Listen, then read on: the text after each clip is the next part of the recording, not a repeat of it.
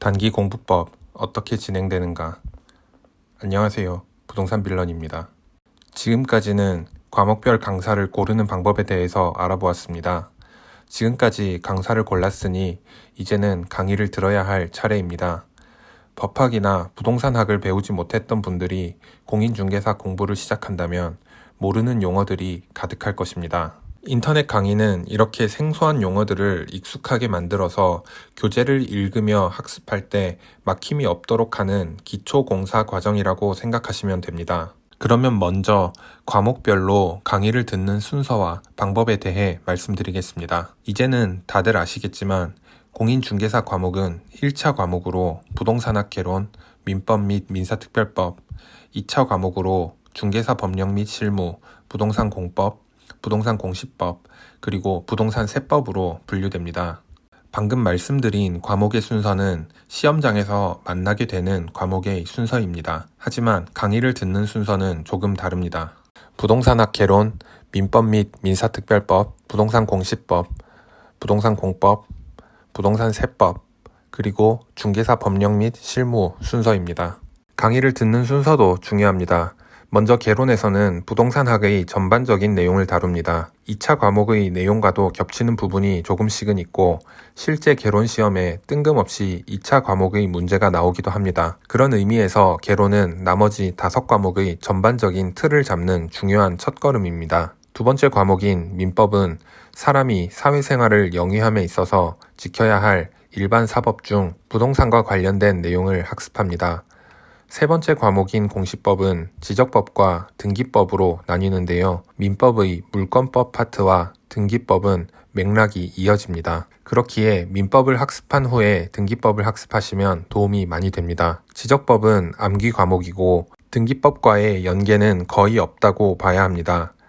공시법을 들을 때에는 민법과의 연계성을 생각하여 등기법, 지적법, 순서로 학습하는 것이 효과적입니다. 다만 강의의 순서는 지적법, 등기법 순서로 되어 있기에 강의는 원래의 순서대로 듣되 추후 교재로 학습하실 때에는 등기법에서 지적법 순서로 학습하시기를 권장합니다. 네 번째 과목인 공법은 개인과 국가 간의 공적인 생활관계를 규율하는 법 중 부동산과 관련된 법을 학습합니다.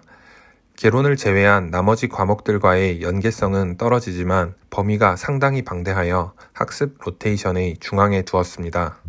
다섯 번째 과목인 세법은 농지의 상속 2.3%, 농지 이외의 상속 2.8% 같은 세율 부분은 필수적으로 암기해야 합니다. 모든 과목이 그렇듯 이해가 기반되어야 하지만 암기가 되어 있지 않다면 풀 수 없는 문제도 많습니다.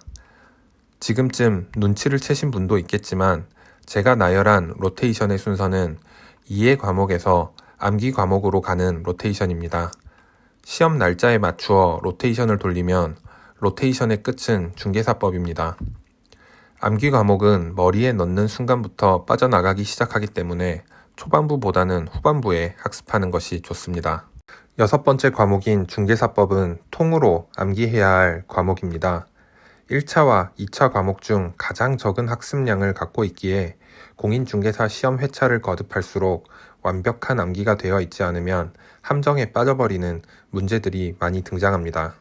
과목별 강의 순서와 그 이유를 확인해 보았습니다. 막상 강의를 들으려고 한다면 기초 강의, 기본 강의, 심화 강의, 문제풀이 강의 등 다양한 강의가 있어서 어떤 강의를 들어야 하는지 고민이 될 겁니다. 단기 합격을 위해서는 어떤 강의를 들어야 하는지 알아보겠습니다. 학원 커리큘럼은 공인중개사 시험이 끝난 바로 다음 달인 11월에 시작하여 다음 해 10월에 있는 시험까지 학습을 진행합니다. 1년 단위 계획인 셈이죠. 시험을 몇 개월 남긴 상황에서 1년 단위 계획대로 시작한다면 분명 시간이 부족하고 비효율적입니다. 학원의 커리큘럼은 다음과 같습니다. 기초, 기본, 심화, 핵심, 판례, 계산문제, 체계도, 개정세법 등 각종 특강, 문제풀이, 마무리 이론, 쪽집게 특강. 단기 공부법에서 추천하는 강의는 세 종류라고 보시면 됩니다. 부족한 과목이나 학습이 더 필요한 경우엔 강의를 더 들을 수 있겠지만 딱 세 가지 종류의 강의만 들으시면 됩니다. 기초, 기본, 심화. 일전의 영상에서도 언급했던 내용입니다만 단기 합격을 위해서 학원에서 제공하는 100일 합격반을 들어야 하는 것이 아닌가 하는 분들이 꽤 있었습니다. 100일 합격반의 커리큘럼은 다음과 같습니다. 핵심 강의, 문제풀이, 모의고사, 마무리 이론 특강. 단기 공부법에서 추천하는 강의와는 전혀 다른 강의들입니다. 아무리 급해도 100일 합격반의 커리큘럼대로 학습하시면 이해가 전혀 되지 않으실 겁니다. 공인중개사 공부를 시작하시는 분들 중 절대 다수는 법학 그리고 부동산학을 모르고 학습을 시작하시는 분들입니다. 이러한 상태라면 기초 강의를 들어도 이해하기 어려운 부분들이 꽤 많을 겁니다. 핵심 강의는 11월부터 학습한 분들이 5월에서 6월쯤 되어야 이해하며 학습할 수 있는 수준입니다. 만약 100일 합격반으로 신청하셨다면 너무 어렵다고 느껴서 중도에 포기할 가능성이 높습니다.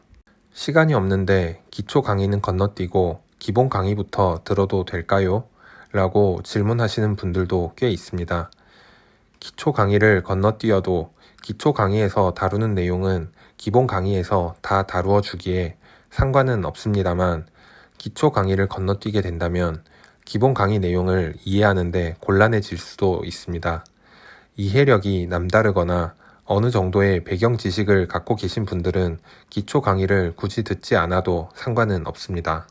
그리고 저도 심화라는 말 때문에 착각한 내용 중 하나인데요. 심화 강의는 고득점을 위해서 듣는 것이 아닙니다. 심화 강의는 기본 강의에서 전 범위를 다 다루어 주지 못하여 심화 강의라는 이름으로 기본 강의에서 다룬 내용을 반복하고 연장하여 살을 덧붙인 강의라는 개념으로 보시면 됩니다. 단기 동차 합격을 노리는 분들은 기초, 기본, 심화 이 세 가지 강의만 확실하게 들으시면 됩니다. 마지막으로 강의를 들을 때 주의할 점을 알려드리겠습니다. 우리는 학습을 할 때 학교 혹은 학원의 시간표대로 수업을 들어왔습니다. 1교시 수학, 2교시 영어, 3교시 과학 이런 식으로 수업을 들었고 공부도 이렇게 과목을 바꾸어 가며 했습니다. 이런 방식으로 학습할 때에는 여러 과목을 학습했다는 사실에 안도감이 들기도 하고 과목을 바꾸어 가며 학습하기 때문에 조금 덜 지겨울 수 있다는 장점이 있습니다. 하지만 단기 공부법에서 이 방법은 추천하지 않습니다. 공부를 하다 보면 오늘 배운 B라는 내용은 지난 시간에 학습한 A라는 내용과 다음 시간에 학습할 C라는 내용을 함께 보아야 이해가 잘 되는 경우가 있습니다. 당장 이해가 불가능한 것도 전과 후의 맥락을 통해서 이해가 원활하게 진행됩니다.